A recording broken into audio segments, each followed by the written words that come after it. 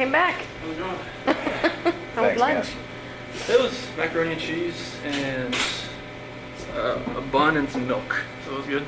Oh, that's not It's your milk with bad. everything. Oh, Yeah. So, Chocolate milk or regular Oh, milk? just regular milk. Oh, Chocolate milk's, I guess that's like, I don't know. special, That's special? special. It is a holiday today, you know that. I know. But Okay. I think they had chocolate milk on Christmas. A little bit. Oh, really? Yeah, they got milk with everything here, obviously, the state. So, Yeah. ah, A lot of dairy. the dairy state. yeah. So they got cheese with a lot of stuff too. So, Macaroni and cheese. yeah. Well, we brought you some non-lactose Powerade if you'd like it. Seriously? Yeah, all yours. Wow. Thank you. Yeah, That's cool. Thank you. yeah, you bet. So we don't want to take you, all day, That's fine. and we really do appreciate being able to sit down and talk with us. There's a few things we want to kind of clear up, wrap up, and then if you have any questions for us, Okay. that'd be fine too. Don't let me forget. Did you want to talk about Ronnie real quick or no? I talked to your dad. We were at lunch. Oh, okay. And a couple things we talked about, your property and, waiting on the DA's office. But then the reason he called was Dave Cohen. Dave Cohen? Okay. Yeah, he's going to go pick up some of your personal items out of the house Okay. today. So, Okay. yeah, so I just want to let you know that. Okay. We didn't tell him anything about what we talked No, about. he doesn't Oh, know okay. where. Yeah. He doesn't even know we're here. No. Oh, okay. No. He just lives like around the corner from me, so Right. that'd be good. Yeah, yeah. So he just a lot of times when anybody goes over there, they usually call just so I can give everybody a heads up. That way, I don't have an issue with neighbors calling and saying somebody's getting into the house. Okay. So that's how we do that. Okay. Has anybody been like checking on the house, making sure like pipes haven't broken and all that kind of stuff? Water's off. Okay, good. I do know that. I was worried about like sprinkling and all that stuff. I usually blow them out and all that kind of stuff. Right, but I right. figured Yeah, I the don't know if water. anybody was actually going through it or watching it or anything. The water's been off for a while. I do know that. The power's still on there. So. Oh, it is? Yeah. Gotcha. So, fortunately, unfortunately, I don't know how you want to look at it, but we need to get a tiny bit more into the weeds and into the mechanics of the time you showed up at the house when Officer Coonrod was there Okay. till the time when we were all done talking. Okay. So that includes at the house, that includes at the oil site, and everything. Okay. And part of the reason we need to get into that is, I mentioned before how we're just really want to get into the mindset of what happened. And you can imagine this is really important for us in the future when we're talking to a guy that's in your position to say, this isn't really a monster. This is more like a Chris Watts. And boy, we remember with Chris, had we asked this or had we done this, we really could have been better. And so that's why we want to get into the mechanics of it a little bit more with you. And that's going to mean exactly how, exactly when, where were you, what was, Shanann wearing or all of that, right? So we really just need for you to take a deep breath and get into it with us. And would it be all right if we ask you some specific questions? Okay. So one of the first things we want to talk about was when you came home, so this is after they had passed, and you came home and met with Officer Coonrod. One of the first things we see on the video is you walking into the garage and then into the Shanann's car. Remember what that was about? In your car? Yeah, like I think you opened the door or something? Yeah, you open the passenger door, and it looks like you were looking for something, or maybe you picked something up. Do you recall what that was? Not that I'm aware of. Not looking for anything, but maybe just opening the car door to see if see if there. Because I think Nikki was saying, I think I see the car seat still in there. Yeah. Something like that. And I was, Okay. when I opened up the door, I looked in just to, it's like the first reaction of whatever, everybody's just waiting, pretty much waiting to get in the house. Pretty much. Right. Okay. So I wasn't looking for anything as far as specific or anything, but I was just, I don't know, just reaction going in there and I know everybody's there. I don't know what's going to happen when they get Sure. in the house. Just out of nervousness, maybe? Yeah, I think a lot of it was out of nervousness. Sure. Okay. And then backing up a tiny bit, I jumped forward too far. So she comes home at 2 in the morning. She gets into bed. Was, when you guys had sex together, was that pretty quickly after she came home? I think it was around like 2:30 because I felt like she'd be in bed for a little A while. little bit? Okay. And forgive me, it's not a pervy thing, but she woke you up? Yeah, she was just, I could feel like a hand was on Okay. me, like rubbing my leg or my chest or something Okay. like that. And then that was, signal it's go time type thing? Pretty much. She Okay. was like, yeah. Okay, I get it. And then that was maybe a half an hour after. Mm-hmm. And then after that, is there any talking? Or was it just kind of a And just like, quiet in the middle of the night? Yeah. Okay. just like I just felt her hand around me. I'm just like, what? And it was Time like, to go. Yep. Yeah, okay. That's funny. All right. Then a couple hours of sleep, alarm goes off. Mhm. Okay. I guess what I don't understand is, so then there was some talking, and then how did you get on top of her? How did that happen? It's like when I got into bed, because she was laying, when she was sleeping, she was laying like face down, which she really never does. Okay. And I just got into bed and I kind of nudged her, and then she like kind of rolled over, and then I was just like right there on top of her. Okay. And so that was after you'd gotten ready? Mhm. Okay, so you go down, you make your food. Oh yeah, I got like cottage cheese and another couple things that I made for Okay. food that day. Okay. And then, so we talked a little bit earlier today about, there was all of these things playing in your mind where you just didn't even want to go another second without having this conversation or without some sort of completion, right? Mhm. And then so you come back, she's asleep, and then you just kind of nudge her. But yeah, I just kind of like, hey, look up for a second. And was there nudge talk for 20 minutes, or was it just nudge and then all of a sudden you're on top of her? No, she's pretty much on top. Okay, so that happened pretty quickly. Yeah, that's how we kind of pretty much talked. Okay. That was just right there. And was there talking? Yeah. Okay, and so a nudge, a talk, she's laying down and you're standing up? I crawled back. I got on my side of the bed, Uh-huh. and I just like nudged her like that. Oh, okay. And then you're talking while you're on top of her? Yeah. Mhm. Okay. That seems confusing to me. Is that actually what happened? Okay. And so... And she was fine, like just laying there, like you trying to talk to her while you're So on I top think of she her? maybe I thought we were going to have sex again or something. Oh, Oh. okay. Okay. And how long did you talk? About 15, 20 minutes. Really? In that position? Okay. And was there any sex? No. Okay. Maybe I'm basically from the position that we're in. Maybe she thought maybe I'd try to go again. I don't know. Okay. And I don't harp on it too much, but I'm just trying to think, if my wife's 4 months pregnant and it's 5 o'clock in the morning and I want to talk and I want to get on top of her, that's just not going to fly. So that's why I'm confused. I know. So, is that really what happened? Yeah. Okay. And then talk for about 15 minutes and then it's heated and then your hands are on her neck. Okay. All right. What did the talk consist of?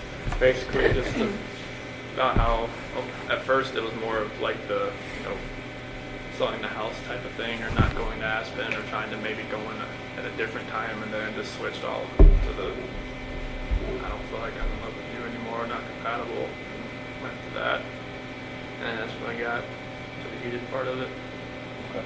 Did she ever say at some point, get off of me or anything like that? at the end. Yeah.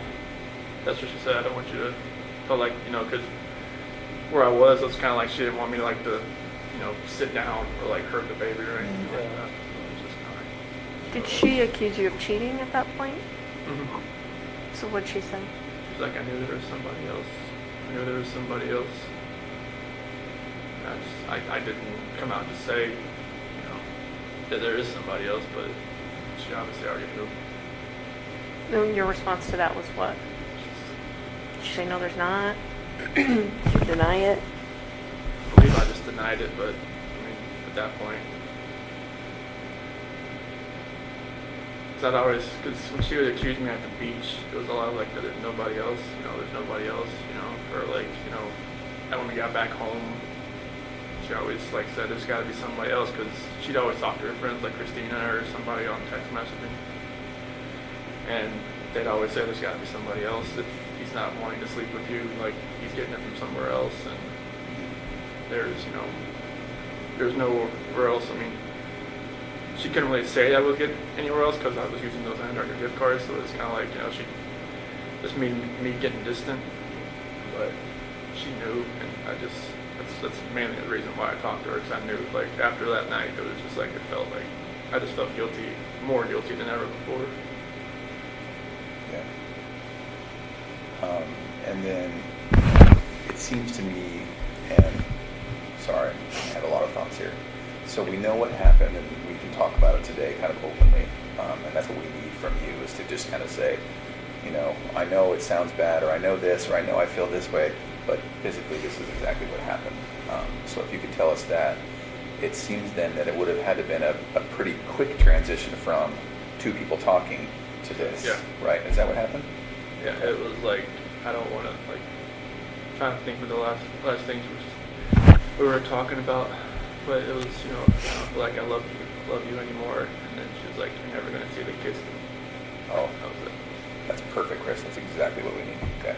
And I know it's hard to walk through that again, but that's exactly what we need. So then, as soon as she started talking like that, then it was on. Okay. But it was you saying that you didn't love her, is that right? Okay. And her saying, you're never going to see the kids. Yeah. Okay. I can imagine how that made you feel. I'm sorry. It did more than what it did. Yeah. And then the fact that she didn't scratch at you or anything, is that just because it was so powerful? I don't think it, I mean, it didn't feel like, I've never done that before, put my hands around anybody before, so I don't even know what kind of force I was putting on her neck. Okay. But like I said, 2 to 4 minutes, I don't know if that was 2 to 4 minutes. Did you cover her face at all during that time? Both hands on the neck. Okay. And so if it's done right, I mean, that can be a matter of seconds before someone on their carotid loses oxygen to their brain and it's out, right? Did it seem like it was that quick, or? Okay. Maybe a minute, maybe 2? Okay. Screaming? Okay. All right. Did you see eyes go bloodshot or anything like that? Okay. Okay. And You then, kept talking about the mascara. Did you see mascara on her face? It looked like it was like, that's what I attributed it to. Was she crying? Is that why? At what point did she start crying? When I'm talking about the relationship, about not being compatible. And when she's talking about there's somebody else, that's where she started crying. That's where I thought, you know, it was mascara. I didn't know if it was it. I don't know. I don't know. Was there a pillow or something you wanted to ask about? Yeah, so was there ever at any time a pillow or the sheet or anything involved in like that on her face specifically? No? No, like the sheet I kind of wrapped around to help get downstairs. That was about it. The one that was at the site? Okay. And then the other sheets, they were in the trash. At what point did you put those in there? I think that was Obviously after I was in the house. yeah. I think it was probably the next day or so. Okay. I think it, like, I don't know. I'm not sure like what happened. This is hard to talk about. Like when Yeah. strangle somebody. I don't like. Sometimes I guess they use the bathroom. So it was like I think that's one of the major reasons why, because I think that had happened. oh, okay. Okay.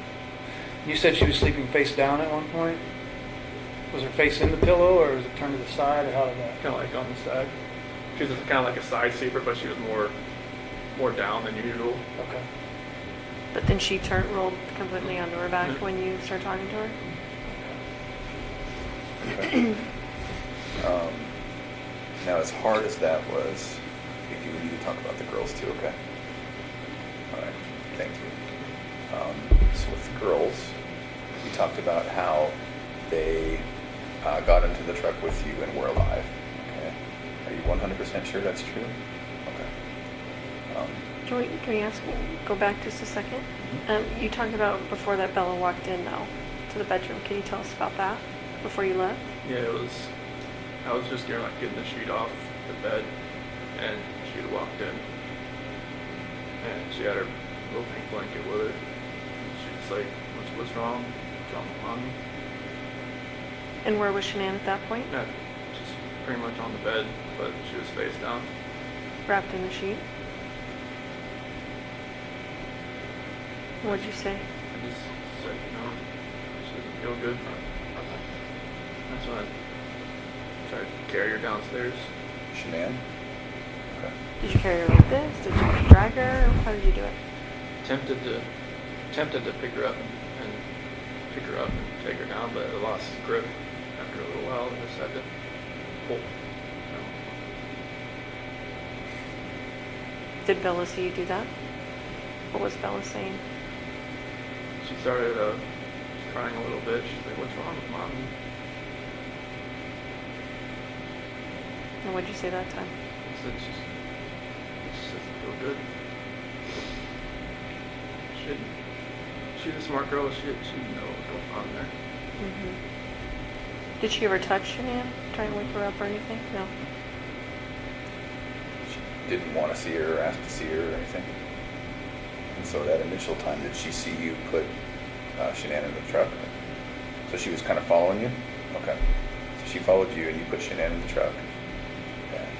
And then what? Cece wasn't up yet. Or she was just in her room. She was getting ready to get out of her bed. And then they were just walking around the house. I was put my lunchbox and stuff in the truck, and then grabbed the kids and I put them in the bench sheet in the back. Okay. And so Shanann, is she kind of on the floor in the back? And they're just on the bench? Okay. And both alive at that point? Okay. Is there any reason you would feel uncomfortable to tell me that they were not alive at that point? They were. Okay. Wasn't it a video or anything? It's hard to see. Okay. And I believe you. I'm just, I'm trying to make sure that I'm giving you all the opportunities to be comfortable enough to tell me exactly. Okay. They were like. Okay. Trust me, I hear that every day when Bella was talking to me at the site. Oh, really? What do you mean? When she said, "Daddy, no." When we were driving to the site, she said, "Daddy, it smells." Oh, okay. So that goes back to maybe Shanann evacuating herself? I don't know if it was that. They know that smell like a skunk maybe sometimes. Oh, So okay. I got some kind of smell that way, but I don't know what that was from. And was that maybe outside the truck or was that in? I don't know. Okay. What did you guys talk about on the way out? They were pretty quiet. They just, laid next to each other. Okay. Maybe Bella in her lap and Cece in her lap, just back and forth. Oh, okay. Just trading off like little ones do. Okay. Were they awake? I think one would kind of fall asleep, the other one, and Cece would really kind of trade off back and forth. Were they talking to you? Just about, just saying, "Daddy, it smells." Oh, okay. It was early in the morning. They were showing up that early. Yeah. Okay. Did you have to? So you didn't have to wake Cece up? No, there was the noise from trying to get Shanann down the stairs. Did she kind of fall down the stairs? No, it was more of like trying to get her down and from the steps, maybe her foot hit the next step kind of thing. Oh. They're light sleepers. So then, once you get to the site, tell me what happens. So I get to that one site and I get Shanann out to that. Just pull her over to the part right off the site there. Okay. And the girls are still in the truck. Okay. Did they ask you what you were doing, taking Mommy out, or? Yeah, I don't remember what I told them, but they did ask that. What they say specifically? It was more like, what are you doing to Mommy? Okay. And then is that when you buried her? I don't remember if I dug a hole there first but they didn't watch me do that. Okay. So then hold Shanann out and she's maybe just sitting there on top of the ground? Yeah, like off to the side. Off to the side, close to where she ended up? Oh, yeah. Okay. All right. And then the girls, right? Mm-hmm. Okay. You mentioned Bella was first. Cece is first, okay. Where exactly was she when it happened? In the back seat. Okay, was she just right next to Bella? Mm-hmm. Okay. And so, so once again, was it a hand over her face? Was it? There was a blanket over and my hand. And then your hand, okay. And then, so that just stopped her from breathing type thing? Okay, did she struggle at all? I don't think so, but I was blocking her face and my hand was right here. Oh, okay, Yeah. okay. You had one hand here and one hand over her mouth? And were you just pushing her against the back of the seat type thing? Okay. What was Bella doing? Just sitting there next to it. She didn't know what was going on. Okay. Could she see you? Okay. And then, did that take a minute or two? Didn't feel it. Nothing. I didn't have no like concept of time at this Okay. point. Okay. Tell me about what you were thinking. I wasn't. If I was thinking it's what would happen. Yeah. Or had any partial hint of what I feel for those girls and what I feel for my wife, but none of this would have happened. So I wasn't thinking. Okay.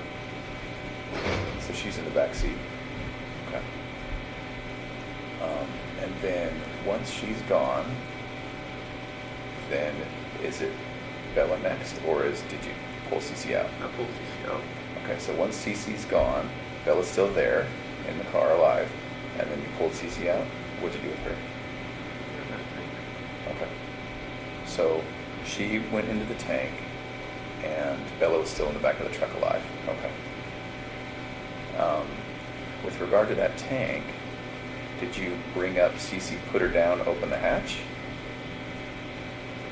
brought her up, opened the hatch. and then put her in? Okay. When we talked the very first time we met, when we were talking about this, it was a matter of just lowering her down. Okay, and so she went in feet first. Okay. Was she able to fit pretty well? Was it snug? I think so. Okay. Did you have to like move her around a little bit and get her in there? I think so. Okay. All right. But no, I didn't have to like, hit her like, Okay. anything like that. It's not like you stomped her in? No. Okay. And then close the hatch? Yes. Okay. And then went down to Bella. Tell me what happened there. She said what happened to Cece. First she asked if it was the same thing, the exact same thing that happened to me as Cece. Did she ask you that? Okay. So Bella's pretty smart. How did she sound when she asked you that, Chris? Said that soft voice she always had. Yeah. And what exactly did she say? She said that it's the same thing that happened to me as Cece. And then I said, I don't even remember what I said. Okay. I don't know if I just said yes like a horrible person, or if I just put that blanket over her too and did the same thing.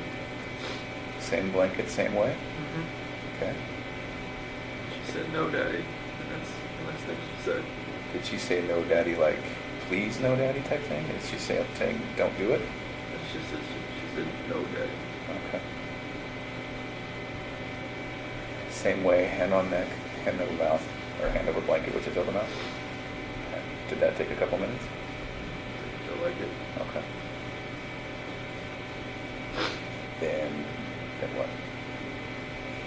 I just noticed she had a couple spots like over her eye or something, and I picked her up. And same thing.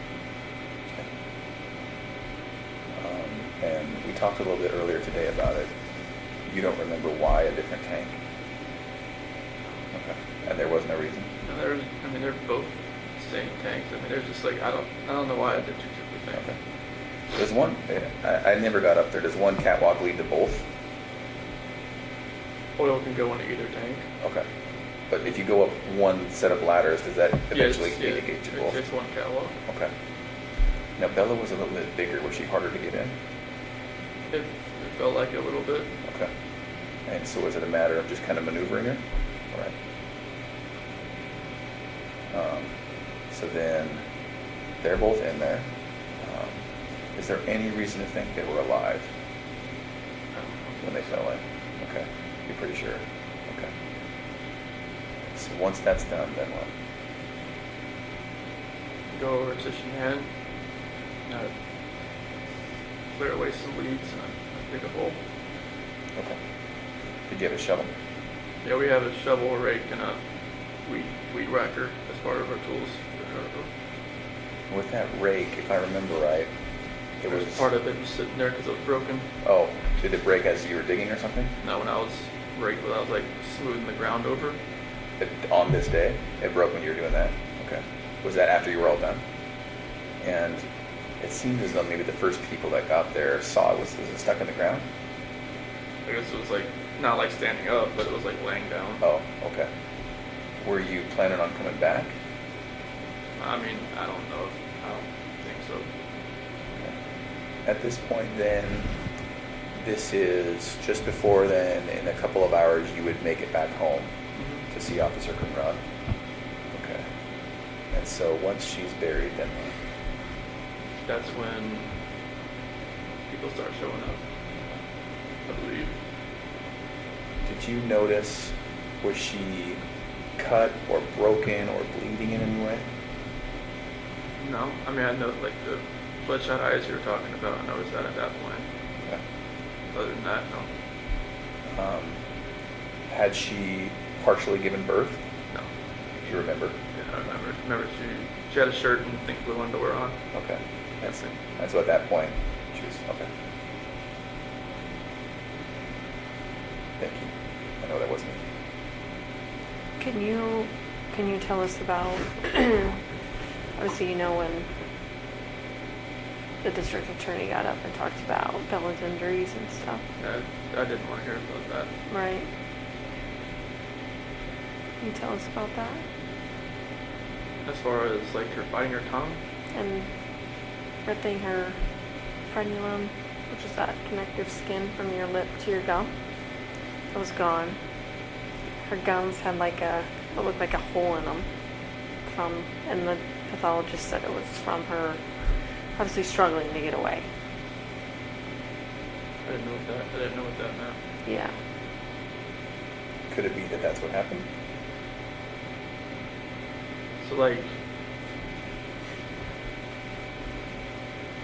I didn't put my hand like over her, like that. Is that what you're talking about? Well, it would have been just downward pressure on this area. I didn't see any of that when I picked her back up. Like was it like her lip was like missing or something? No, see this skin that connects there? Yeah. That was ripped. Like, it was gone. So it kind of made like a hole in her gum. I'm just thinking maybe it's like, maybe like if her head was like twisting back and forth, could that have done that? Yeah. If I had a blanket, I don't know, like. Did you feel her doing that thrashing or trying to get away? I or- felt her head moving back and forth, You did. but I didn't know that happened. Could you tell if she was trying to yell or say anything or?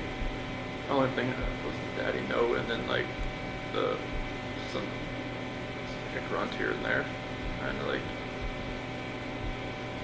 trying to breathe.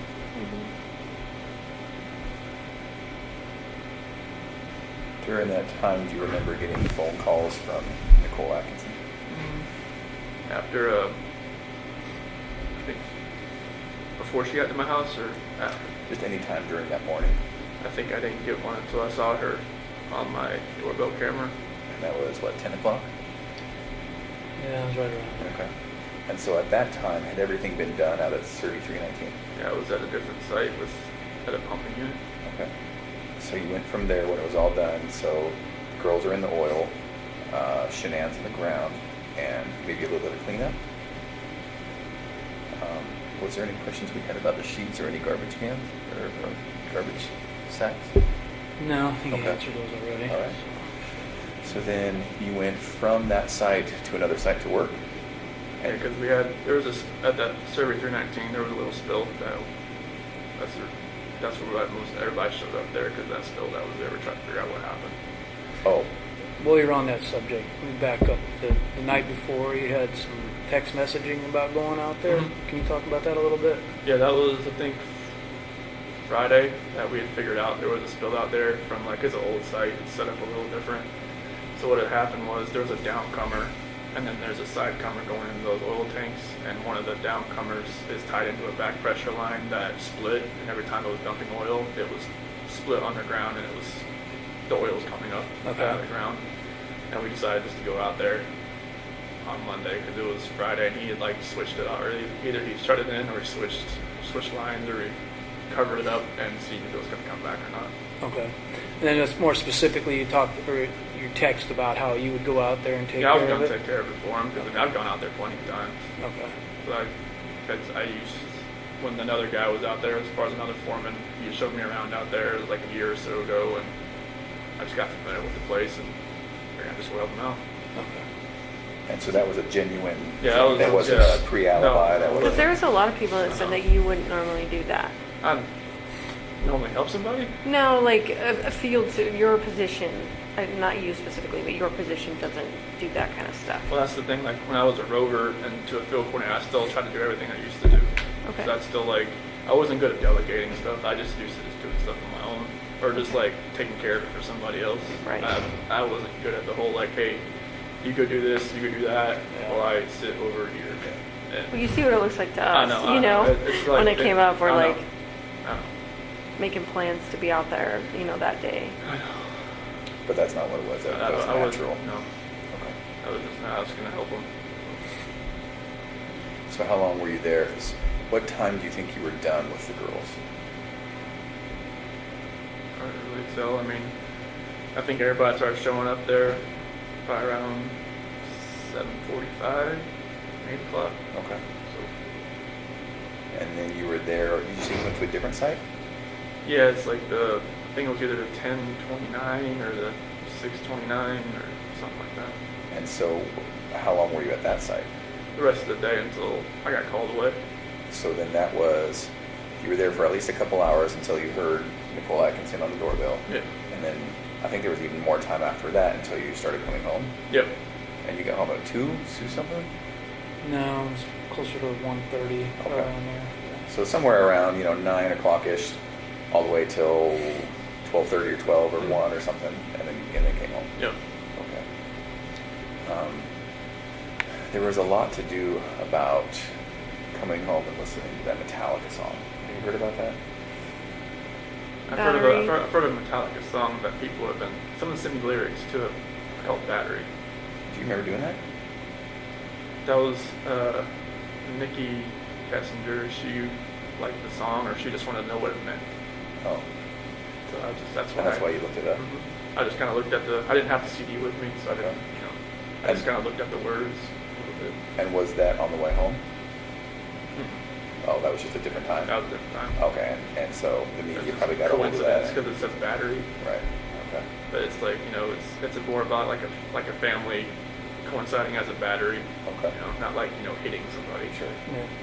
Why did Nikki want to know what it meant? Like, how did that come I up? don't know. It was kind of strange. I mean, she's very into different types of music, and I mean, music I never really thought I'd ever listen to, and like she got me into a few things there as far as music wise, but like Battery was something that she asked me because I knew Metallica pretty well. She just wanted to know like, hey, what's the lyrics mean?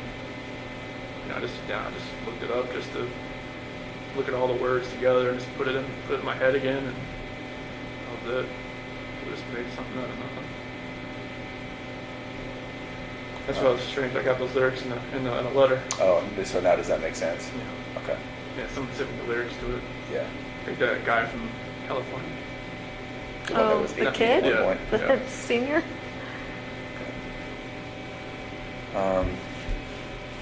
With regards to then when you get home, you and the officers, saw what they saw. You mentioned that you took the ring off her finger. And then the book, did you throw that in the trash? Okay. There was another book, Body of Evidence. Does that sound familiar? That you had in your cell. A body of that Patricia Cornwell. Maybe. Does that sound right? Probably. Did that in Weld County? Mm-hmm. What was that about? That was just one they gave me. Who gave it to you? The deputies. Not your attorneys, or? Oh no, they couldn't give me books. Oh. No, any book that I had was given to me by their book cart that they had. So you didn't ask for that book, or? No, they just kind of give me like, hey, I read some Brad Thor books. He's like a military guy. And Patricia Cornwell, my grandma had always read her books and thought it was, I mean, she loved those books. And I'm not sure if that was probably one of the first books, not the first book I read there, but probably the second book I read there. But it was like they gave me, here's 4 books, choose. What other book did you read? Do you remember? The first book they gave me when I was in Suicide Watch was, I don't know why, but Murder at Something. And I was like, I looked at him and was like, that's the one we got. I'm like, okay. But, They handed you that book by itself, no other choices? no, the next book I got, another guy that was, I guess they're overcrowded there. A guy was sleeping on a cot outside my door. He's like, here, try this one. It was one that was based like in the 1800s. It's more of like a situational book, like a time period book. So that was a little more calm with that one. That was the first book they gave me. You don't remember what it was called? Murder at Something? We were at the Truman Center. Truman Center? Yeah, I think it was, no, we were at the Kennedy Center. I think it was written by Margaret Truman. Did you read it? Mm-hmm. Was it good? It was decent. I haven't read a book in a long time, so it was different. But like some of the books they gave you, like when you're in the hold, you're not allowed to have books in there besides the Bible, but the counselors there let me have a couple books, and they just like, here's one to choose from. This ones they had. I told them like mystery books or something like that, and that's the ones. It's kind of crazy they're giving them like murder books, murder mystery books. You hope that it wasn't some sort of insult or, you can only hope. Okay. What do you think of yourself now? I don't back when all this happened, when I was in Will County and everything, I definitely didn't feel like myself anymore. Like when my attorneys would talk to me and talk to some of my friends and like some of the stuff they would say, like they would say good things, but I'm just thinking to myself, how can anybody even say those things about me now, being what happened? It's like people that I knew and that I never talked to again, that like maybe I was like the roommate like back in the day, or like went to school with, or something like that. Now they're just gonna say that's it's like Chris Watts, that's a guy I went to high school, that's the guy like he did all this horrible stuff to his family. And now like I know I shouldn't really take to heart what other people think about me so much. It's just a matter of like what God thinks about me, what He thinks, what His opinion is, not anybody else's.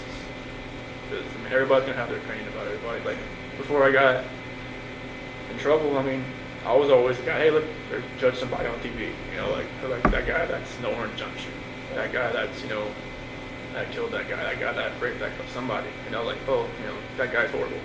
Now and it's like now, like when we come out at like 6 o'clock at night and there's something on the news, like I try not to even pay attention to it.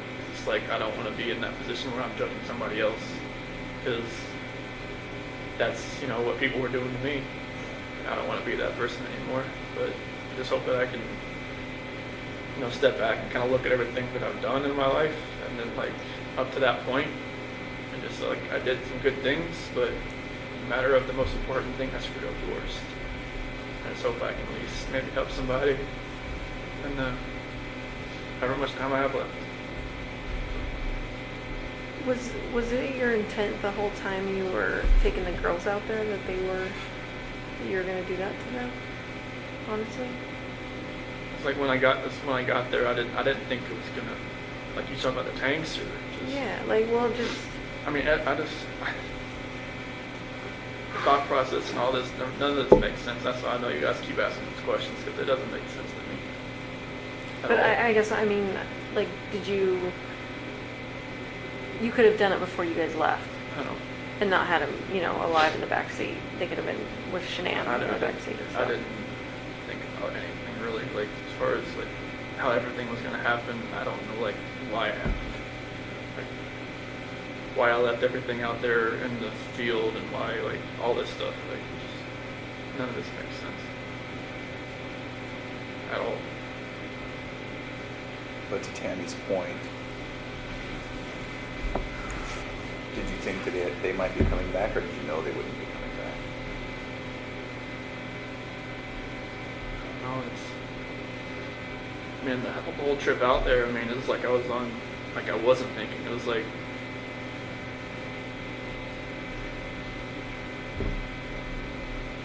It's like in my mind right now, I'm thinking back. I'm hoping that I wasn't like. That I wasn't coherent enough to make that decision to where I knew I was going to kill my girls. I'm just hoping that, you know, like no father would ever want to do anything to hurt his blood and flesh, but I did that, and I just don't understand how it happened. So, I mean, I even read books that say, you know, like no dad would ever do anything to hurt his children, and this happened. So I always think of myself like, was I even a dad at one point? I don't know. But it's just gonna take a long time to guilt and everything to get just to. Have you asked for forgiveness from God? Mm-hmm. It just takes a long time for me to forgive myself, and that's one thing that's not there.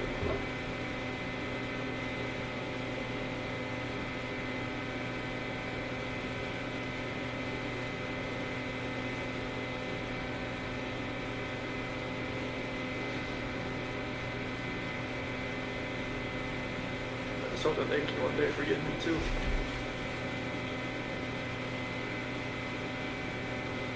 Stay with And it. I think you said earlier that you were so angry at Shanann or whatever that you were gonna, you know, anyone in your path of destruction or whatever was gonna get it. Basically, kind of is what kind of made it sound like. I'm not saying that exactly right, but why were you so angry at Shanann? I don't know if it was just because of separating me and my family, pretty much. Because I mean, it happened at the wedding. Like that's the reason they didn't come to the wedding. I mean, I blew up at my family to a point where I said some horrible things to them back in 2012 that I pretty much told my family that I don't need them anymore because I said I cussed my mom out. I did all this kind of stuff. I never thought and I don't know if it was just like Shanann coaching me on to do it, or if it was just like rage that was like I'd never seen before. And then I don't know if it was just everything that happened in July with they can't see my kids, and I'm not sure if they're ever going to go see them again. I don't know. And it was just like I don't know if that had something to do with it. That something inside of me just triggered it, and then just like all that pent up from the wedding and everything, just like it's like a long fuse that finally just went to its end. What happened in 2012? There was my mom and Shanann just like from when I proposed to her, it was at the beach, and from then on it was just like she always went up to Shanann and was like, I didn't need a ring like that when I was your age. I didn't need all these fancy things when I was your age, and just kind of kept boiling over, and then they never agreed on anything. It was just like we didn't really need their help to do anything. We just we'll just pay for it ourselves and all that kind of stuff. And it was just back and forth. And I think maybe my mom just never thought she was good enough. She always thought she was hiding something from me. So, She always thought Shanann was hiding something? Like what? Stuff from her past, or Oh, I see. Yeah. So there's conflict at a barbecue when all the families got together. And the first, maybe a barbecue that Shanann put together for everybody to get to meet each other. Two families, if you call that. Like when you first started dating. Oh. I remember we did have something like that, but I didn't remember any kind of arguments at any place like that. I know when I proposed to her, Shanann had her family come down to the beach too. They stayed at a separate house. But as far as like a barbecue or anything, I don't remember one that was like that. Way before then. Yeah. I remember the time when I asked Frank to, if it was okay if I had asked Shanann to marry her. Remember that little get together. I don't think. So then what was the blow up at the wedding about? It was just my mom and pretty much my sister just didn't like her. Oh, They just thought, you know, that that Shanann had taken me away from them and moved me out to Colorado. oh, Because we were in Colorado when we flew back to get married. oh, okay. Because we went to Colorado for Thanksgiving to visit some friends, and we decided to move out there like a couple months later. Okay. So that was like April. I moved out there April 2012, and we got married in November 2012 in North Carolina. So they always thought I was just that she took me away out there. And Is then there something with invitations or something? Your sister was supposed to send invitations. yeah, there was. Okay, now you're bringing some memories back. There's something to do with that, and then my sister wanted, you know, her kids. Oh, my sister wanted her kids as like the ring bearer and like something else, ring bearer and flower girl. And then Shanann, like, you know, she told her no, or wait, either Shanann told her no or Jamie backed out because of something else, and then it just like all blew up. And is that pretty close to the wedding? Yes, yeah, within a couple weeks. Did Oh, they wow. go to the wedding, your family? My grandma did. But your parents and your sister did not go. Ronnie wasn't there either? No, nobody was there. It was my grandma was there, and then like the dance when like, you know, the groom dances with his mom, like I danced with Mark's mom and my grandmother. It's sad, isn't it? I mean, it all comes from a place of love, you know, them loving you and not wanting to get stolen. And It was a great day. I mean, everybody was really happy. I mean, it's always just rang in the back of my head. They were never there, and every time they look at pictures, it's just like, oh, they're not there.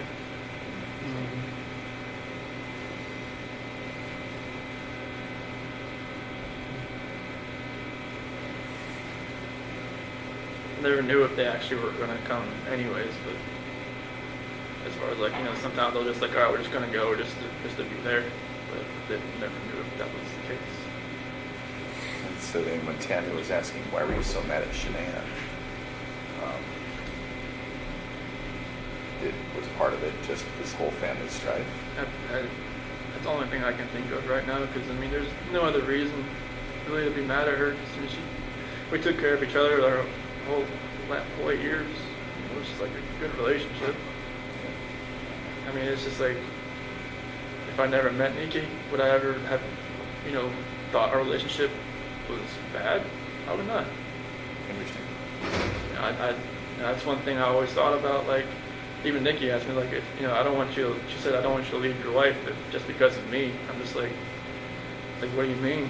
She said, well, just, if you met me, like, would you have known? I'm like, nope. 'Cause I never thought I would have strayed away from her at all. Like, I've never tried to follow anybody, you know? Right. Was Shanann checking your phone, or She always had my phone. she always checking your phone? So how did you get past that? I use my work phone. To text? And you had some secret apps, right? That was on my personal phone. Were you using anything else to have contact with her? No, I just text her with my work phone. And like when Shanann and the kids went to North Carolina, she used my personal phone. And she just told me like to put pictures in an app, and I just found that calculator. I just put, you know, just searched on the app store, like hidden pictures, and this calculator app first one popped up. Like in your iCloud or your whatever isn't linked together, so she would know if you're getting at, you know, downloading apps and stuff like that. They used to be a long time ago, but when we got different phones, or when our phone contact list would be synced up from the cloud and stuff, I couldn't have, like, she had like tons of like phone contacts. I just couldn't have all that, but it's still kind of linked up at one point. But as far as like, she asked me to get my own iCloud account, just to kind of free that up a little bit. How about your Facebook account? You deleted that at some point. When did you do that? And I why? think it was, got back August 7th. Went to work. I think it was probably August 8th.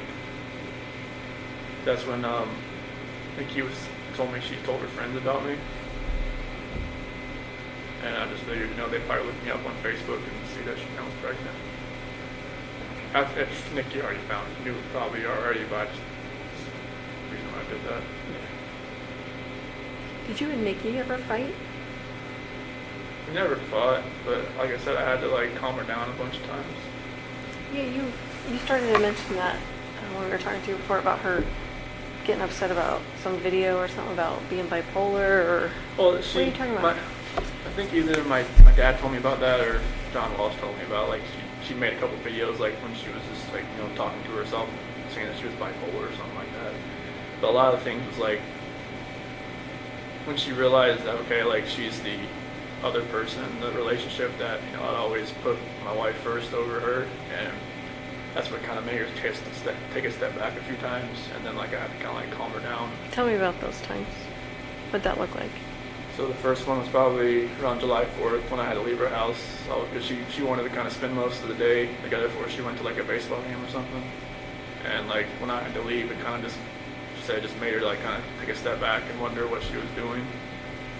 And I just told her like, hey, just because of what's going, like, just because I had to leave doesn't mean like you have to just take a step. I was like comforting her at some point. I don't even know why I was doing it.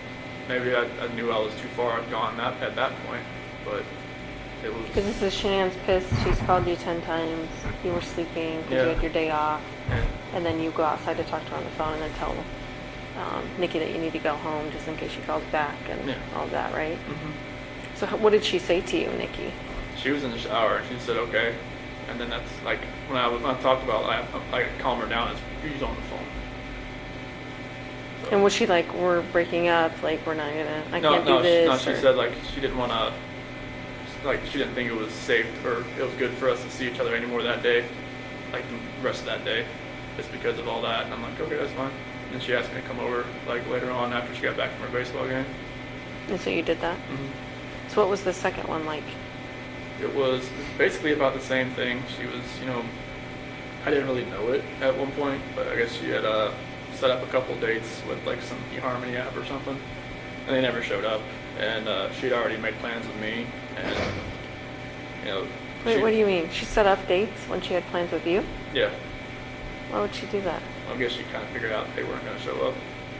She went, I guess when she went to the baseball game, they never showed up, and there was another one, and never showed up either. So she's actively dating other people I while you guys didn't are know together? it until like a couple weeks later. How did you find out? She told me. What'd she say?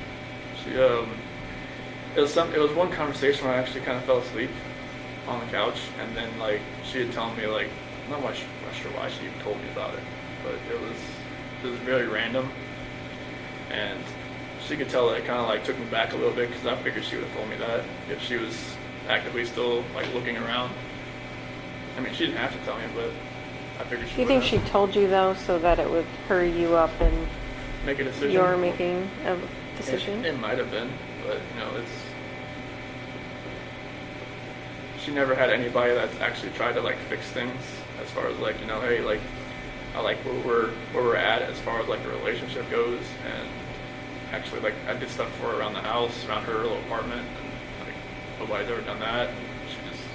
She thought it was different. So. What about our male friend? Where does he stand with her? What's his name? Jim? Jim. Thank you. He worked in the oil field, North Dakota, I believe, and I guess he's been a friend of hers for a long time, and it's kind of like a shoulder to cry on. Is always somebody that's always been around for her, and I guess he's had a couple girlfriends, and just I guess he's hadn't had much luck, I guess, in that department as far as like keeping girlfriends, and just him and Nikki have always been good friends. Just platonic friends? That's as far as you know? as much as I knew. Yeah. Okay. But I think they just been friends for a long time, especially up in oil field, North Dakota, or whatever he's working now. I think either Wyoming, they go all over the place. When Sandy and Frank lived in the house for 15 months, Mhm. what was that like? It was, it was tough. You want me to wait or? No, Okay. please. Okay. It was tough, because I mean, you go from just me and Shanann and Bella and Cece to 2 other people and then now 4 dogs. Yeah, right. Yeah, Onyx he's a terror, 100 pounds of just heat-seeking missile everywhere, and like it was cool having more people around, but like it was stressful. Yeah. Like, because with Shanann, like, having 2 dominant personalities in the house, with her mom there, it was kind of like what her mom would tell her kind of how to raise the kids sometimes, or like, do this, do that, like whenever they were sick, she was like, all right, rub peroxide on their feet, they'll be fine. Just like, what? Okay. And, like, I wouldn't do it, and, Sandy was like, just do that, Chris, it's okay. But, like, it's just, like, little things like that, and it was, like, a clash every day. Yeah. It's kind of like every time I got home, I didn't know if Shanann was pissed or if she was okay. Because when they first got there, they didn't have a job yet, and so they were just around all the time. But then, like, once they got jobs and stuff, like, I think it was a little better for Shanann because, they weren't around the house all day. But it was definitely stressful, just vacuuming like every other day, Yeah. and just like cooking was great. That was awesome. But She's a good cook. I was always like because they were down in the basement, so I was always really trying to keep the girls upstairs while they were sleeping, so they're running around downstairs, and I didn't want them to wake up. And I know Frank always told me that waking up Sandy early is not good. So it was just kind of like walking on eggshells a lot. Yeah. It was stressful. Yeah. Yeah. You think that stressed your marriage with the time, or? I mean, it was 16 months. It was 15, 16 months. Yeah. It was a long time. I mean, it was great around the holiday times because they were already there, and like all that was great. Sure. Yeah, it definitely we never really had much alone time. Yeah. Because you always had to kind of plan it out. Yeah. What was their purpose for living out there?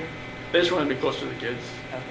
Because they're, we FaceTime a lot, but, it's not the same as, like, All right. with 2 kids, it's hard to fly back and forth. I mean, when they went back to North Carolina this past time, it was the first time Cece's been there. She was 3. Yeah. First time her brother ever met her. So were they trying to move to Colorado permanently, or they just? They were thinking about it at that point in time, Okay. but, Frank would have stayed. He didn't want to leave. Sandy wanted to leave. She wanted to go back? Yeah. Yeah. Yeah, it was a matter of, like, they knew their house wasn't being taken care of, and they wanted to go back, and because they had put their house up for sale for a little while, but never bought. Mm. Okay. What about your financial stresses? Yeah, the bankruptcy was something I never thought was going to happen. I think that was back in like 2015, 2016, somewhere around there. But I never thought that was going to happen. And I never thought, a lot of it was from the wedding because they just put it all on credit cards. Mm. And so it was just, and then the doctor bills from like, endoscopies and just like, girls seemed like they were sick like every month. It seemed like some type of ear infection, which to figure out was just like put the tubes in their ears and stuff. There was like different operations here, a couple overnight stays in the hospital for breathing and stuff like that. So it was just, it all mounted up. I mean, I never thought it was that far gone, but Was any of that from Shannon's neck surgery, or are those bills pretty well paid up? Well, I think the bankruptcy never touched the medical part of it because you have to be like specify the medical part of it, medical bankruptcy, and then there's like regular bankruptcy. Oh, I don't think okay. bankruptcy ever touches like student loans or medical stuff. You have to like be specific with that. Okay. But I think it just took away like a lot of the furniture that we had bought, and then a couple other things inside the house. To kind of alleviate a lot of the, it took, we had to make the house payment up by phone every month, and I had to listen to the bankruptcy spiel like every time, and it's just like, I didn't know how long it was going to take. But apparently it was, once you're in bankruptcy, it's pretty much you never get out of it. Yeah. These things it felt like. Weren't you guys behind on your mortgage even when I like talked to you? earlier in, it's like, I think December 2017, and then January, February, March 2018. That's when we took the 401k out, the loan out to pay for that. How was it that you were spending so much money? What were you thinking of? Just, kids and just other bills that we had, and I knew the car was getting paid for by the bell. But, I never really asked to see. I didn't even have access to the bank account through my phone. Oh. So I never really asked to see what it looked like how far. But I just know she'd call me and tell me, hey, can you pay the mortgage today? I'm like, yeah, cool. And that was that's from my little 4-wheeler incident where I sold it without actually paying it off yet, and she thought no, you're never touching the accounts ever. So I'm like, okay, that's cool with me. But I never saw the account or what was in there. I just hey, there's when I worked at Longmont Ford, I got my check, I just brought it to her. Yeah. So, There was a hair care company, I think it's called Monat. Does that ring a bell? You know anything about that? Mhm. Like maybe hair dye. I don't know. Looks like a. Do you know she did like an auto order through that company and had stuff delivered for her, any kind of hair care product or hair care dye? not something. She had little. There was something like a little gift pack she had delivered once every month or once every 2 months. Had a different array of different products in it. Don't remember where it's from. Okay. Like we said, Monet. Monat, Monat. Mm-hmm. No. Rainbow. Okay. There was an order that was made, like $251. That's why I asked if it was like an auto order type It thing. might have been an auto order. Yeah, It right. might have been something that I know that Nicole Atkinson, she's into all that stuff. Maybe Shanann got her. Maybe Shanann got her something, or maybe it was something she recommended. Okay. How about the HOA thing? What happened there? She was mailing to the wrong address. They had changed their address, and she'd mailed to the wrong address for a year. And then we got a letter in the mail where we had been sued over it. We had to pay our HOAs for a year. So we had to pay double for either a whole year or a couple months. That sucked. What happened to all the money that she sent to the wrong address? Don't know. I don't know. They said they wouldn't credit it or anything. I'm not even sure what the address was.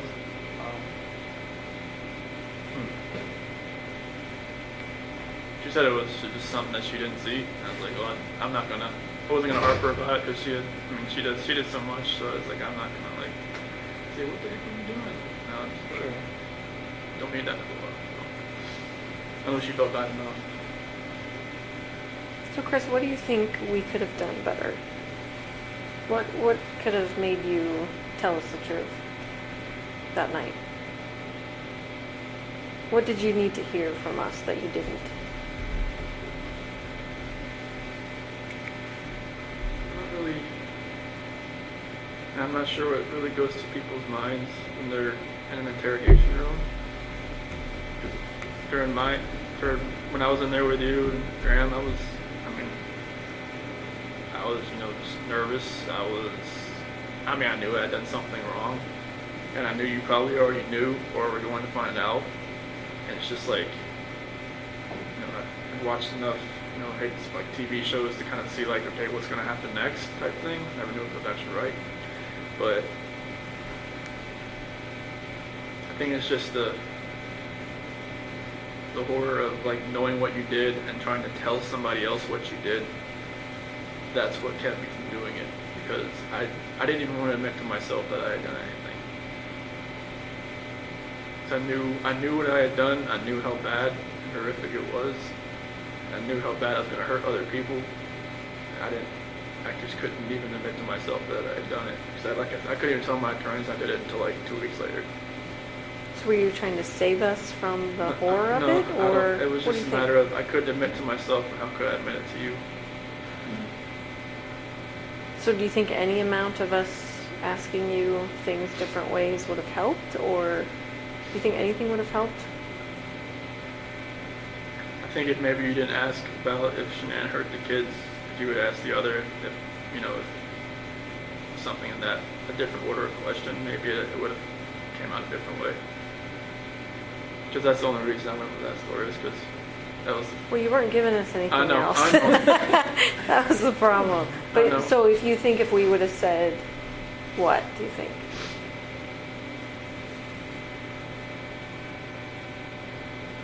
you would have said, I think you'd have probably had to, if the video didn't show them in the truck, you probably had to have lied and just said, we saw the kids in the truck.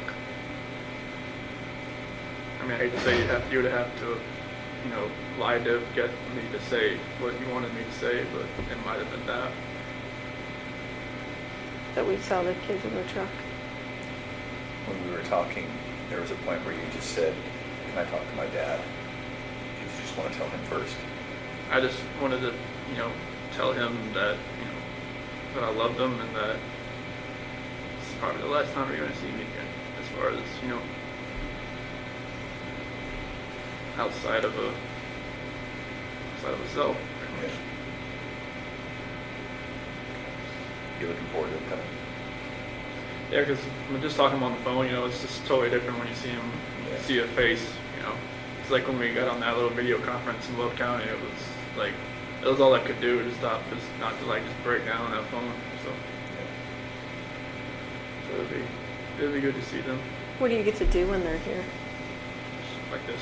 Like in a room like this with a If table? there's a or- visiting center, like down in my unit, and I don't know what it looks like, but I know they said it's like tables, and it's pretty much they set up a time and you get a couple hours. That It's would just be good. yeah, it's just in that little center, and I'm not sure what else is in there, but I just know there's tables. I think there's like vending machines and stuff like that. But it'll be good to see them, and fortunately they can't bring their phones in or anything, so I was hoping they could maybe show me a video or two, but I don't know, or a picture.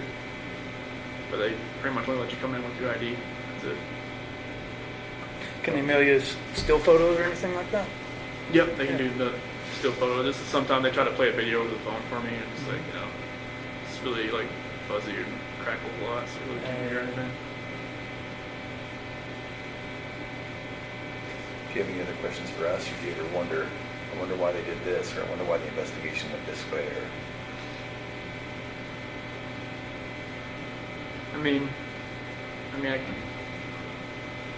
I think the first time I was brought in, I think it was like the 14th, I believe, when I met you that night. I mean, you told me there was a bunch of other people coming in for statements. Was that true? Yeah, Yeah. there was a couple people. Okay. yeah. There were a lot. There were a lot, actually, yeah. Okay. 'Cause We I had a whole think, board worth of people listed okay. and agents out. okay. They didn't get the attention you got that night, but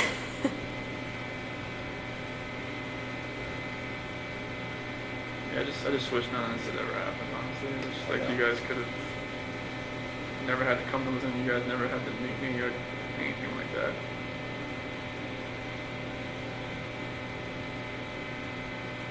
None of it ever felt real. Especially like when they put me in that suicide watch cell, and last thing that one of those guys said was like, "Good luck," and just slammed the door, and I just kind of knew from then on that was it. The deputy said that? One of the guys, one of like they call them the SOG guys, Special Operations Group in the Will County Jail. Yeah. That was it. Next morning, like when I got out to take a shower, I saw the newspaper and there was this big piece cut out of it. Just know what that was about, and I just kind of saw like my last name around like go. And it begins.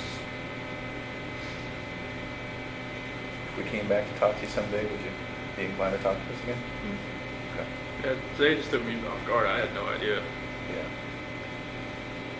Yeah. We didn't really want to tell you we were coming just Oh. because we didn't want you to have anxiety about us coming. I would have had anxiety. Yeah. Yeah. So we figured the blitz attack was probably the best course today. It's like the first time we met. Right. Oh, you knew when you were meeting me. I just did, yeah. You just didn't have all your props here today. That's right. So our props, man. Those it's legit. Sophisticated equipment. It is. Right? That's right. Sophisticated instrument. I don't know that that's going to happen. We might not ever see each other again. But I didn't think we would, honestly. your experience is definitely interesting. You yourself are definitely interesting. We see things in you that we didn't expect to, and we don't see things in you that we expected to see. So it's very interesting to us, and it's. I hope you can take to heart that today was a lot about us learning how to do better, how to talk to people better, how to do investigations better.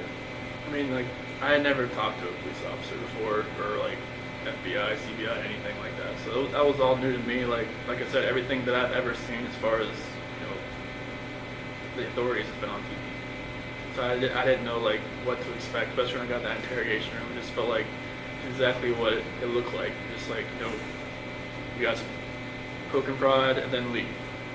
Come back in. It's like, give me time to stew. Give me time to, like, you know, think. And just like, it works. It just really, like, I don't know, just drills more questions into your own mind instead of, like, you know, just staying in the room and just asking questions all the time. Mm-hmm. You liked it when we took breaks? Like, you think that worked on you? I did. So you were like watching videos of the girls at one point. Do you remember that? Them giggling and laughing and Like when I was in the interrogation room? yeah. I don't remember that. You don't? I didn't. I thought you already had my phone at that point. No, we didn't take your phone towards the end. Towards the end. Okay. That was weird for me. And it's like when you put that picture in front of me, Yeah. and that's what probably made me do it. Because I didn't have the signal in there, but that's like the videos I had on my phone. It was just like, I wish I had taken those videos out more often before all that had happened. But yeah, that definitely got in my head a lot. I don't know where that picture was from because I'd never seen that picture. The one we showed you? Really? I'd never seen Cece in that dress before. Really? We talked a lot about that dress. Yeah. Is that just And you were saying making it up? I never saw her in that dress. You were even telling us when she last wore the dress About the and boots the boots. Not that dress. Those are her favorite winter boots, and she wears Oh, the them all winter summer. boots. The winter boots, yeah, but that white dress was a little different. I've never Oh. seen that picture. No, because you talked about buttoning it up. You said, I remember because she just wore it the other day and I had to button up the back and, It must have been a different dress, but not that one. huh. That picture, was that in North Carolina, or was that? I don't know where the Pulled picture it came off of from. Facebook, Shannon's Facebook. So maybe it was while you weren't there or Might have something? been, yeah. Because you don't recall that, huh? Because there's a lot of pictures, I guess, I didn't see when they were in North Carolina that my parents have. Like, especially like 4th of July and stuff, when they had like 4th of July dresses on and stuff like that, I never saw. Oh, Some I had on my phone, but, you know, that white dress, I never, like they were, like she was going to church or something. I just never saw that white dress. And Bella's little dress that she had. Her little awkward smile there in the back. Yeah, that definitely got in my head when you did that. when we had the picture out there for you? See, and to us it didn't feel like that because we I know, I really didn't didn't show any elicit emotion. any emotion. Yeah. I don't show emotion that much. It's like my dad. It's like we don't show emotion. Like Were you fighting it down, or were you just not a guy to show it? most of the time, I'm not a guy to show it.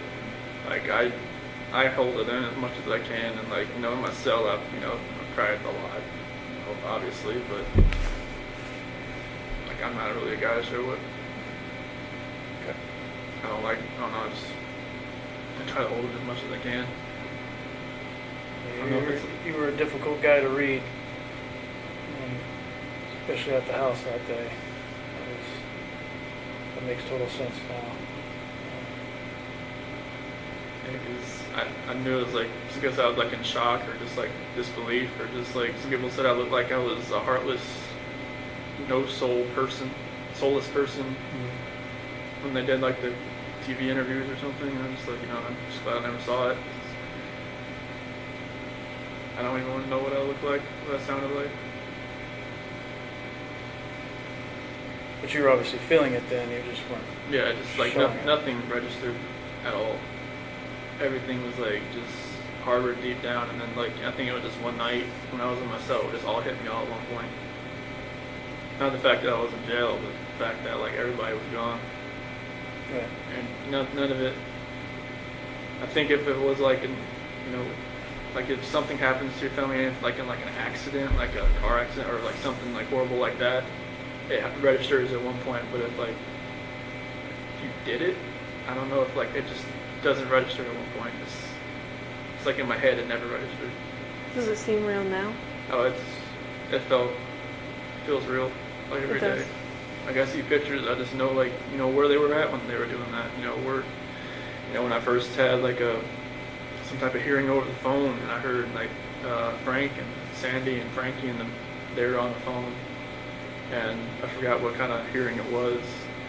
Something about like a probate hearing or something. I knew exactly where they were in the back. I heard the birds chirp. I knew they were on the back deck, and I just like walked back to my cell, just balled my eyes out because I knew exactly where they were.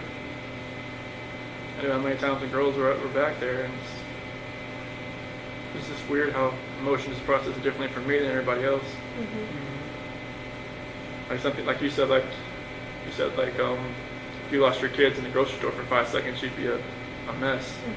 And then like for me, it'd be like, I'd be panicked, but I probably wouldn't cry. I'd be like looking around trying to find them, but it's just like it just processes different for me. I never knew why. Never know why.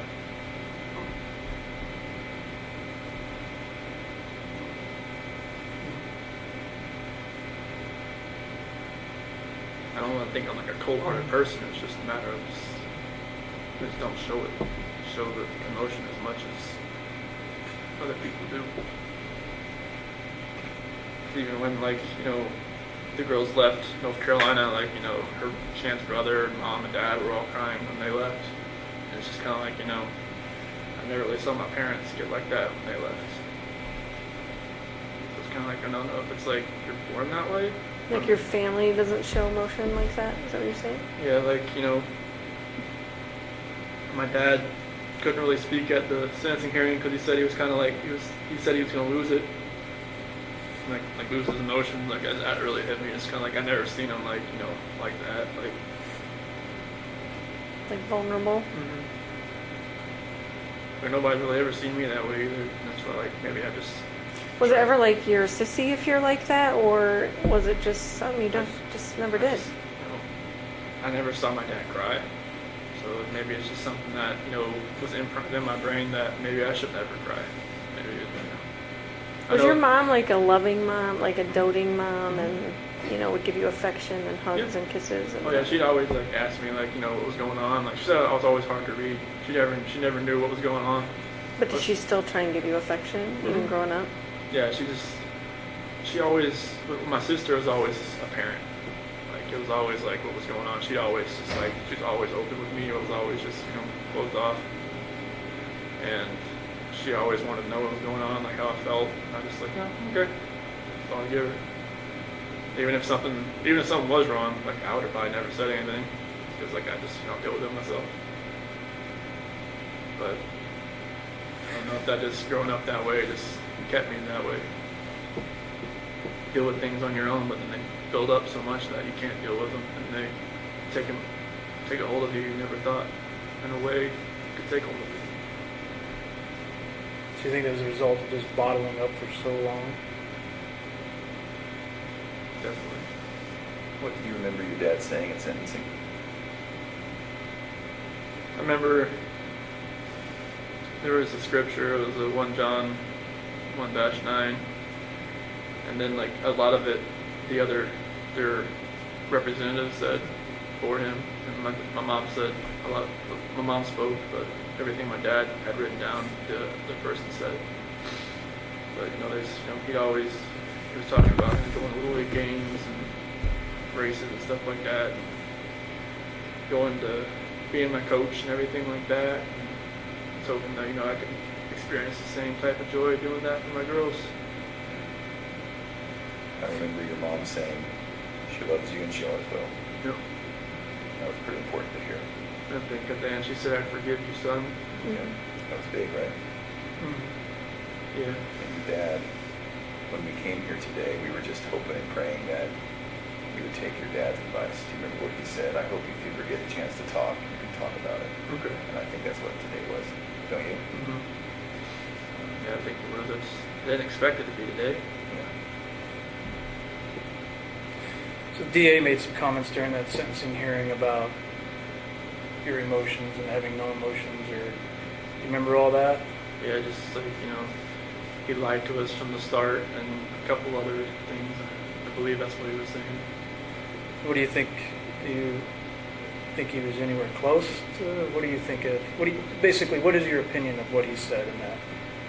Yeah. I mean, it's going to be, taking all his evidence and putting it into the story that he wanted to convey. And like, if you don't know me, that's where you're gonna portray me. Like, if you take everything from August 13th to now, like, that's how people are gonna know. There's no other way people are gonna opinionate themselves about me, just by what they see right there. Right. They're gonna say, okay, they look at the guy that did the interviews on the 14th, and they see, okay, that guy should be like, on his hands and knees, like crying his eyes out, and what's he doing? He's just like, he's just talking. Right. And they're just like, I know, and maybe got some information maybe from like her friends saying, he was cheating on her or something like that. He's a cold person. He was, trying to do this and that. It's like, they don't know me. That's always going to be their opinion about me. Because like, there was one church service, the only one I've been able to go to in here, and it said, "You're not defined by one moment in your life." And I think that's like, people are defining me by one moment in my life. They don't know like what happened before or what can happen later. Right. So I just hope that maybe hopefully one day people can stop judging everybody. And there's tons of people in here that I don't even want to know what they did because I don't want to judge them. Like, like, I'm not that person. Like, they know what I did. I'm not going to ask them what they did. Makes sense. You did show some emotion during that hearing. What part did you think you felt most emotional? I think I felt when Frank was talking about, when he, I didn't know what to expect when he first started talking, but he said I was the evil monster, and that rang in me, and he said I tossed him away like garbage, and that hurt. And when Sandy was talking about that video about when Bella was calling me her hero, and that triggered it a lot there. And then when Frankie was saying, like, I'll never be called uncle again, but you'll never be called a dad again. That really stung. But, when my parents got up there, just hearing my mom and dad talk, just like, they really couldn't look at me but I just felt like, everything they said, just saying they forgive me and that, I'm still their son, no matter what. Yep. I know, like, even my attorneys told me, like, you need to show a little more emotion, because I guess first time I went to the courtroom, I didn't know what to expect. I was still, like, new to everything, just in shock about what was going on, and they said I was just a cold person, just looking at me. So when I did the plea and at the sentencing hearing, it just all of it felt just more real than anything.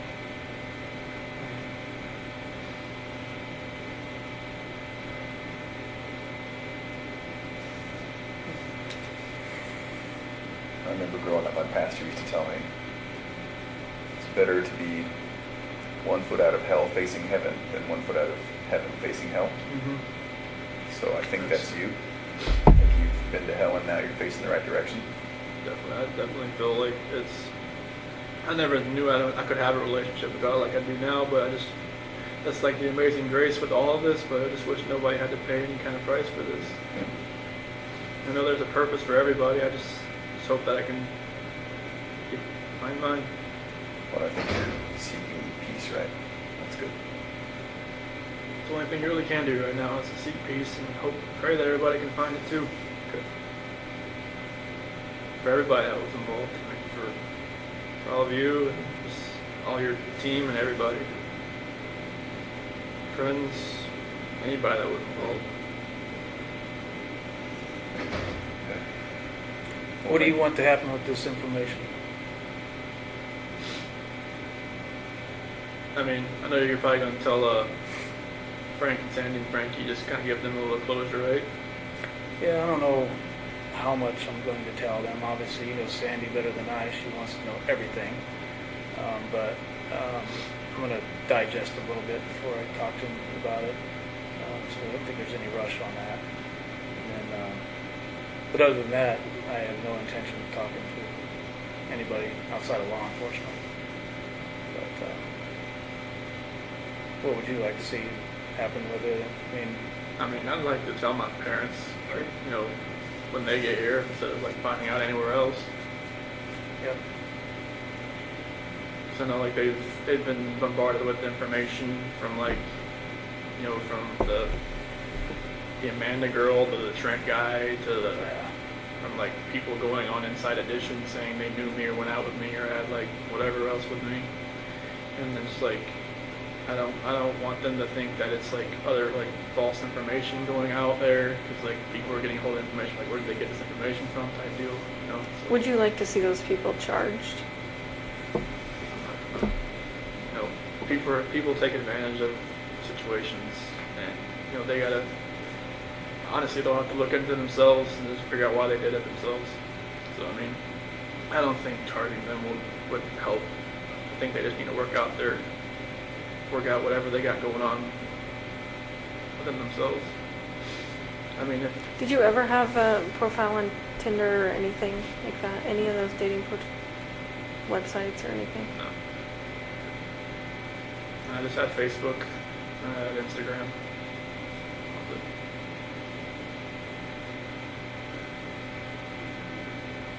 I didn't even know what the WhatsApp thing was called. That's when I was like, John. You'd never heard of that? No, I was just like, I don't even know what that is, man. This guy's fishing for something. So, sorry you had to waste your time and go out there and talk to him. It was a big time waster. That was a big waste of time. Yeah. But you would not want to be listed as a victim in that case, as far as him being charged with like false reporting. I mean, he's whoever's gonna try to get their 5 minutes, 50 minutes of fame, whatever they want to do with this. I mean, that's on them. I mean, if he's willing to do that, then he needs to figure out what's going on with himself before, like, you know, I don't think charging him with something's gonna fix that. So it'd just be a waste of time, I think.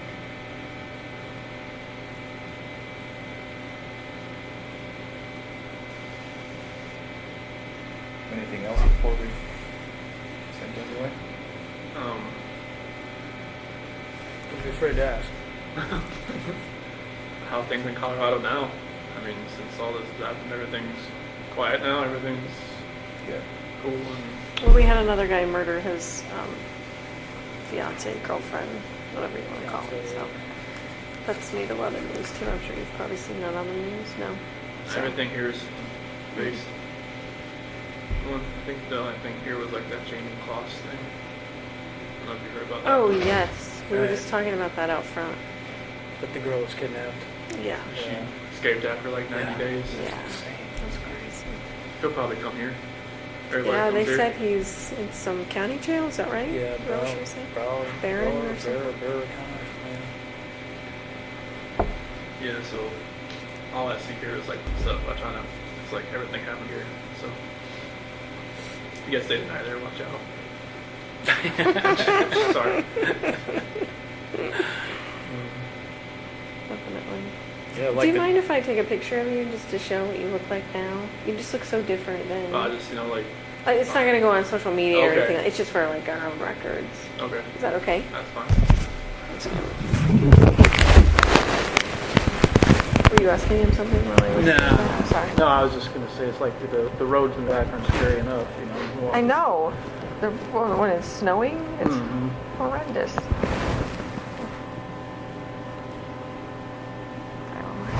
Reminds me of the days of ice racing, actually. Of ice racing? Yeah, but we had spikes on the tires then, so. Oh.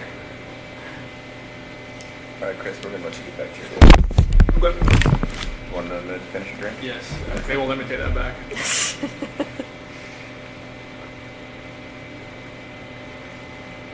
Yeah, I had to shave. They recommended I change my appearance at the RDC. So. Why is that? Just so people didn't recognize you? No.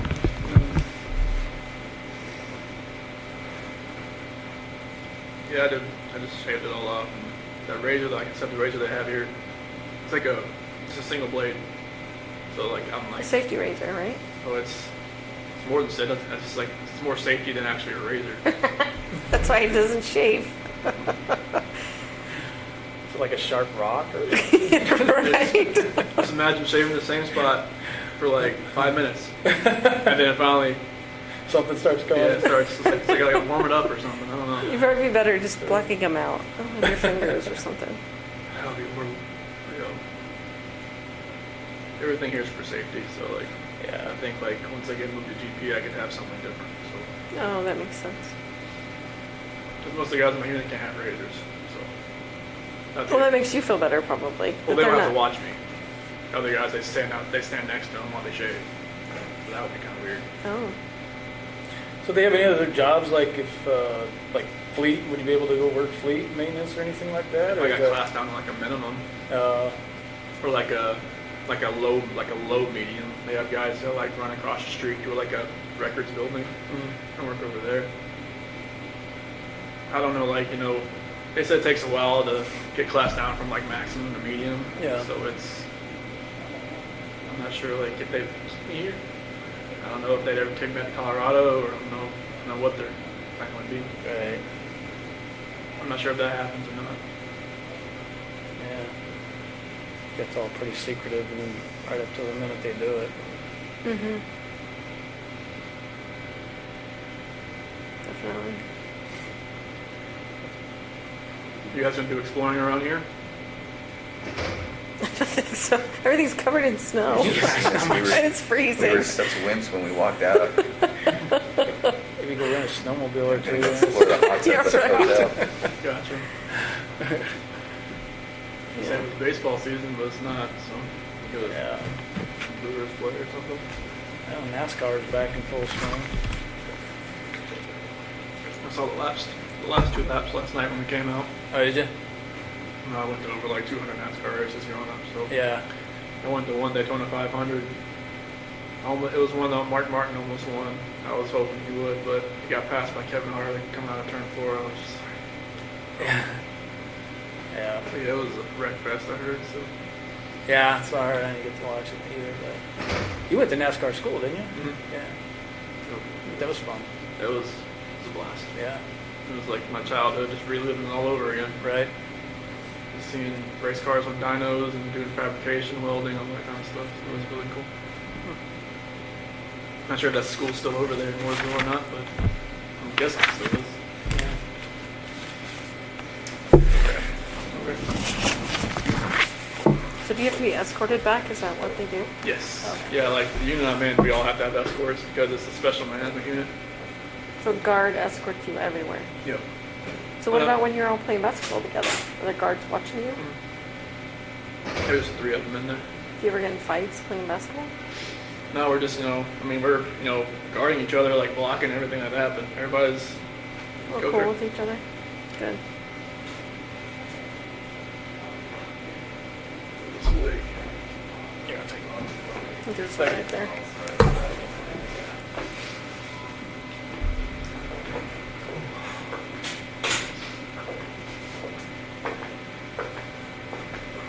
You guys fly back tonight or Tomorrow. tomorrow? Yeah.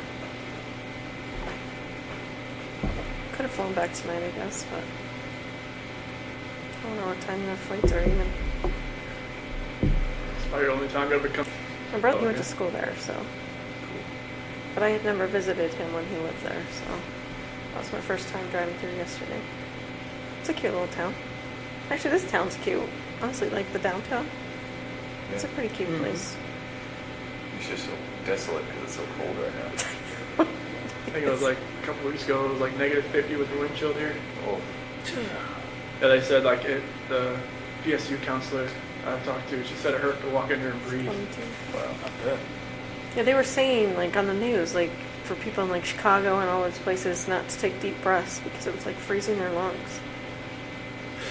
Yeah. It was insane.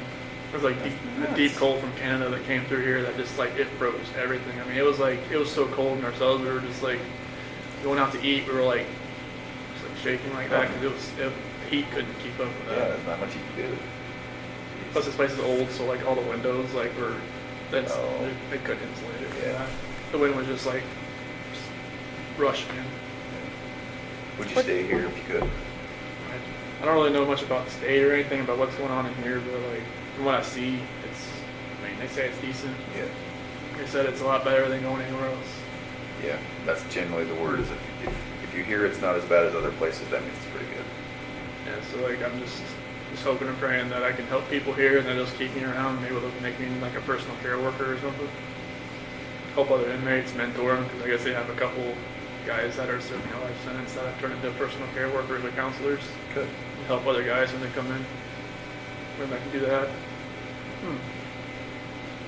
They don't have like the normal programs you would have, but it's fine with me. Mm-hmm. Like some guys like they want to get like extra degrees and stuff like that. They don't have that here. You have to go to one of the other places. Mm. So if you just said, I want to, do some more education stuff, would you get moved to another place, or is it totally up to them whether you get It's to totally do up that? to them. Because like I'm not sure how that gets paid for. Right.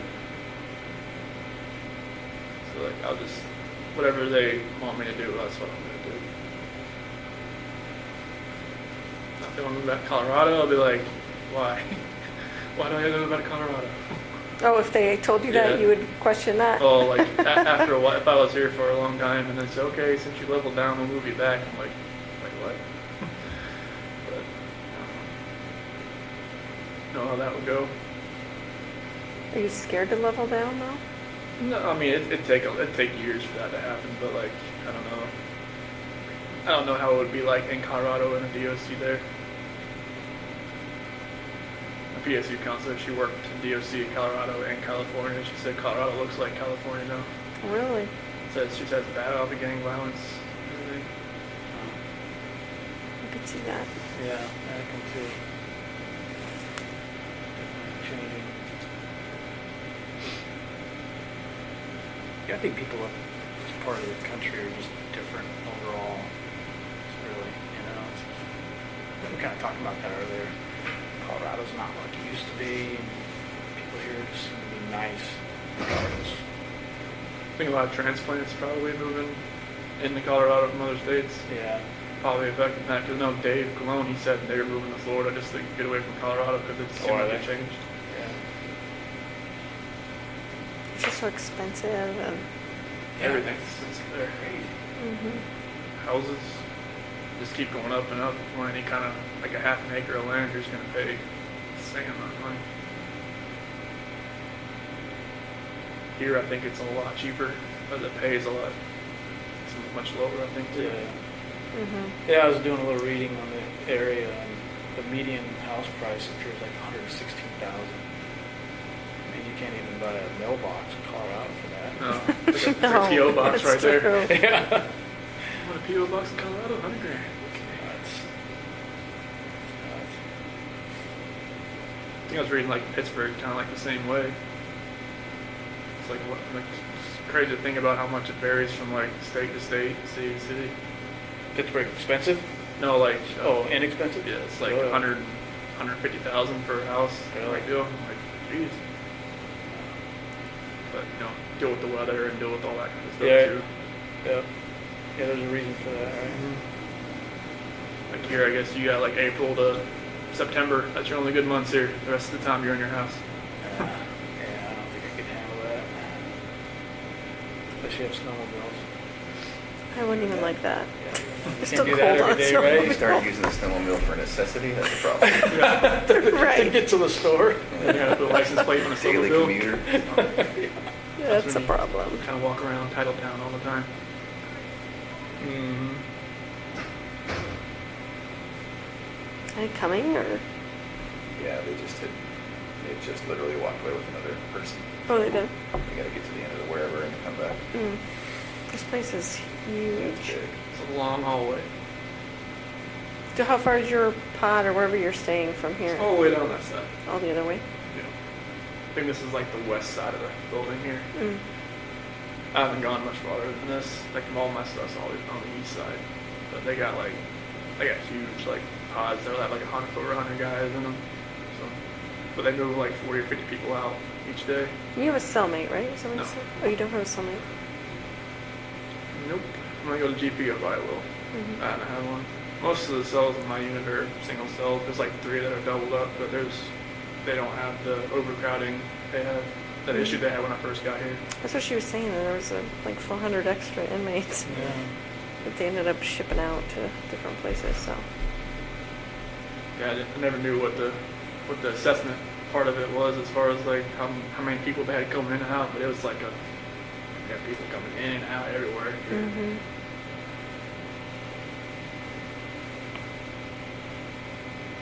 So is it like a general supervision type thing like Will County is? Where you got like a big room with the pods on the top, or how is that? No, it's like you have a sergeant desk at the front of it and then a hallway of like 20 cells. And they Okay. just kind of walk back and forth. The RDC was like, you have like a cul-de-sac of cells, 3 tiers, and then like the perch for the sergeant right here, he can see into everybody's cell just from looking around. All right. But this one's like they got to walk up and down. This used to be like a mental hospital or something. They said Oh, like back in the day. okay. It's definitely old. You can hear those pipes like vibrating around the walls, and it's like, hope that don't bust. Is it like exceptionally freezing in here? Just been cold in the last 20 minutes. Yes. Yeah. It gets, Whew. depending on which way the wind's blowing, depends on which side, but the building gets cold. It gets cold. It's pretty chilly. There was like a 6-foot snowdrift outside my window for a little while. It's finally starting to go down. So when it was like -50. That's crazy.